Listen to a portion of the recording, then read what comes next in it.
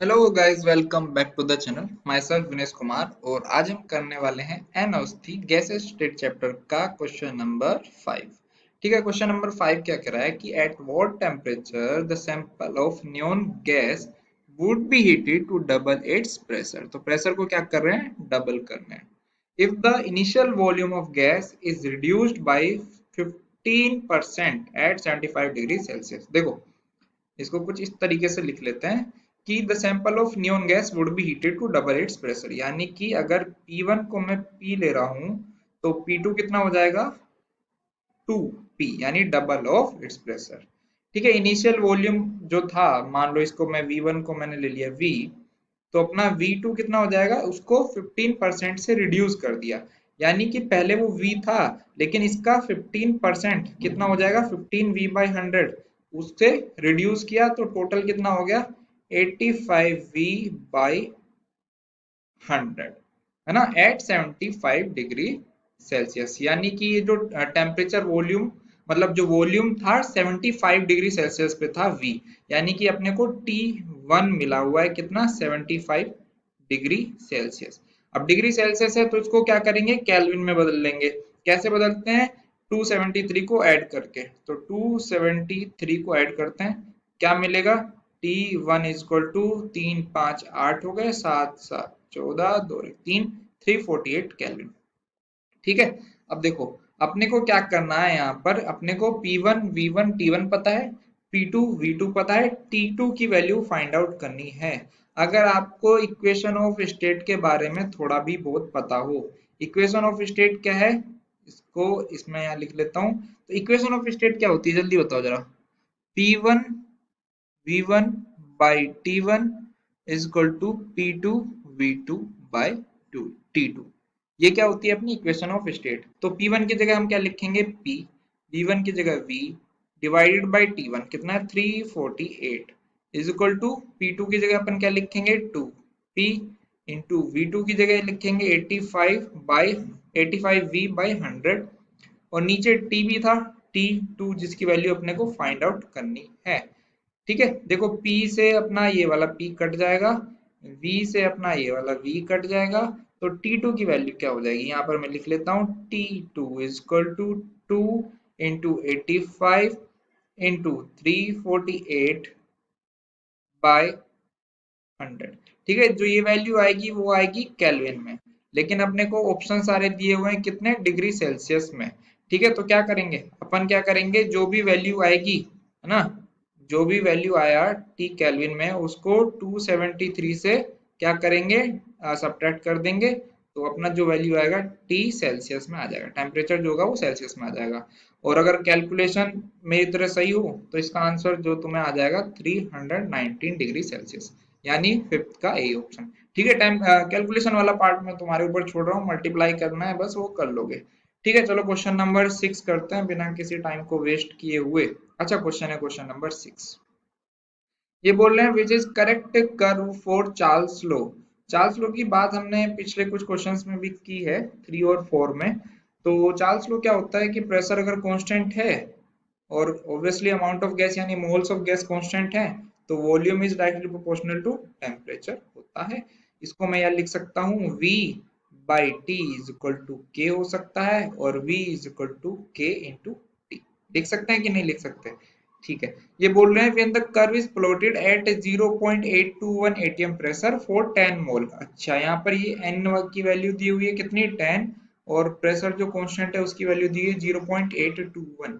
अच्छा, यहाँ पर एक मजेदार सी चीज है जो पता होनी चाहिए। देखो, अगर आइडियल गैस इक्वेशन के बारे में पता है तो क्या होती है ideal gas equation, P V is equal to n R T.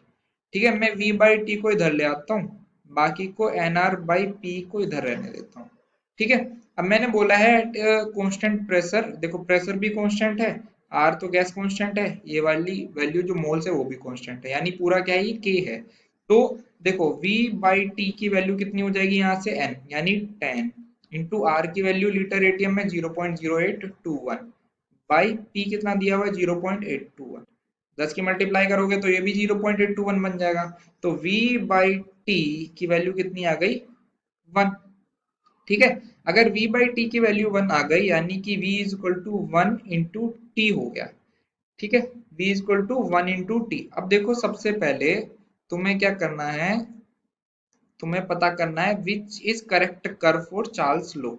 ठीक है, करेक्ट कर्व मेरे को अगर सबसे पहले मैं v वर्सेस टी का ग्राफ खींचूं तो v वर्सेस टी का ग्राफ कैसा आना चाहिए, y इज इक्वल टू ये क्या है m इंटू ये क्या है x, है ना, टेम्परेचर को x एक्सिस पे ले रहे हैं तो ये क्या है, एक स्ट्रेट लाइन है। स्ट्रेट लाइन जो कहाँ से पास हो रही है, ओरिजिन से पास हो रही है। ठीक है, straight line passing through the origin. अब यहाँ पे स्लोप ये क्या होता है, ये स्लोप होता है, m इज इक्वल टू क्या होता है टेन थीटा और इसकी वैल्यू है 1। तो मैथ अगर थोड़ा सही है तुम्हारा तो थीटा की वैल्यू कितनी हो जाएगी 45 डिग्री। यानी कि ग्राफ कुछ ऐसा होना चाहिए और ये एंगल जितना होना चाहिए 45 डिग्री। अब यहाँ पे देखो ये क्या है, ग्राफ कुछ ऐसा ही है v वर्सेस टी का, लेकिन थीटा 30 डिग्री है, यानी कि ये तो अपना करेक्ट आंसर नहीं है। ठीक है, अब मैं करता हूँ v by T, v by T की वैल्यू पे v, पहला जो कर्व है अपना वो v by T versus v के बीच में है। ठीक है, मैंने बोला क्या v by T is equal to constant है, यानी कि v बाई टी की वैल्यू कुछ भी रखो, मतलब वॉल्यूम की वैल्यू कुछ भी रखो, तुम्हारा v बाई टी हमेशा एक कांस्टेंट वैल्यू ही देगा, सिमिलर वैल्यू देगा। क्यों देगा, क्योंकि अगर मान लो तुम वॉल्यूम इंक्रीज कर रहे हो तो टेम्परेचर भी उसी सेम रेशो से इंक्रीज होगा, तो जो भी अपना वैल्यू है वो कैंसिल हो आके एकदम वो कांस्टेंट आ जाएगी जो पहले रहती थी। ठीक है, तो अपना जो v by T versus v का कर्व होना चाहिए, क्या होना चाहिए, v अगर हम बढ़ा रहे हैं तो v बाई टी की वैल्यू पे कोई इफेक्ट नहीं पड़ेगा, यानी कांस्टेंट होना चाहिए। तो क्या इस तरीके का कर्व आ रहा है, नहीं, ए में ये भी नहीं आ रहा, तो ये भी छोड़ दो। ठीक है, अब दूसरा आता है V square by T versus v। चलो ये अच्छी कुछ चीज है तो इसको देख लेते हैं। देखो v by T is equal to क्या होता है k, है ना। अब मैं क्या करता हूँ, दोनों साइड में मल्टीप्लाई करता हूँ v की, तो ये कितना हो जाएगा V square by T is equal to K into V, है ना। मैंने के की वैल्यू निकाल रखी थी, क्या कितनी है 1, यानी ये हो गया V square by T is equal to 1 into V. ठीक है, ये कितना y एक्सिस पे लिया हुआ है, ये m है, ये x एक्सिस पे लिया हुआ है, तो कितना हो गया इक्वेशन का y equal to m x, यानी straight line passing through the origin, और स्लोप दिया हुआ है 1। 1 यानी थीटा कितना हो गया 45 डिग्री, अभी निकाल के दिखाया था। ठीक है, तो किस तरह की लाइन होनी चाहिए, देखो straight line passing through the origin, है ना, स्लोप 45 डिग्री, यानी कि ऑप्शन नंबर बी जो है अपना करेक्ट ऑप्शन हो जाएगा। ठीक है, अब देखो ये देख लो log v versus log t, वैसे पिछले क्वेश्चन में भी कराया था अपन ने, मतलब पिछली वीडियो में। v इज इक्वल टू क्या होगा k इंटू टी। ठीक है, कलर चेंज कर लेता है, अच्छा लगता है। तो log v is equal to क्या हो गया, log of k plus log of t। अब यहाँ पे कंफ्यूज मत हो जाना, है ना, log of k into T यानी log of a into b कितना होता है log a plus log b, तो ये किया है मैंने। log v versus log t के बीच में ग्राफ खींचा है, तो ये कितना x, ये जिसको अपन क्या कर सकते हैं c, तो ये कितना हो गया y is equal to m x plus c, है ना, ये x यानी log t, उसके साथ में जो कोफिशिएंट है यानी क्या था 1, तो ये हो गया स्लोप, स्लोप कितना हो गया 1, यानी थीटा कितना हो गया 45 डिग्री। समझ में आती है बात, तो स्ट्रेट लाइन होगी, लेकिन उसका कुछ इंटरसेप्ट होगा। इंटरसेप्ट कहाँ होगा, पॉजिटिव वाई एक्सिस पर। क्यों, क्योंकि देखो मैंने उसमें भी बताया था कि क्यों होगा पॉजिटिव, क्योंकि k की वैल्यू क्या आ रही थी अपनी, k की वैल्यू भी 1 आ रही थी, है ना, k की वैल्यू भी अपनी कितनी आ रही थी 1 आ रही थी। चलो इसको देख लेते हैं, देखो भाई देखो, तो ये हो गया log v versus log t। देखो इसने इंटरसेप्ट तो दिया हुआ है, ठीक 1 दिया हुआ है ना, लेकिन यहाँ पर देखो तुम्हारा जो थीटा है कितना दिया हुआ है 135, लेकिन थीटा अपना कितना आया था 45 डिग्री। तो ये कुछ इस तरीके की ग्राफ होनी चाहिए थी, है ना, इस तरीके की ऊपर की तरफ, लेकिन वैसा तो अपने को हुआ नहीं, तो ये जो है अपना चार्ल्स लो को मतलब ये जो कर्व है वो करेक्ट नहीं है अकॉर्डिंग टू चार्ल्स लो। ठीक है, इतनी बात आती है समझ में। चलो बढ़िया, तो ये हो गया अपना क्वेश्चन नंबर 6। क्वेश्चन नंबर 6 का आंसर हो गया क्वेश्चन नंबर बी। तो आई होप जो कॉन्सेप्ट है, जो सोल्यूशन तुम्हें मिला है वो समझ में आया होगा।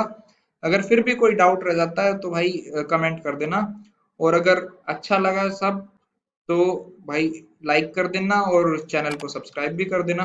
ठीक है, करते नहीं हो जो कि तुम लोग, चलो कोई बात नहीं, अगर अच्छा लगे तो कर देना। Okay bye bye, thanks for watching.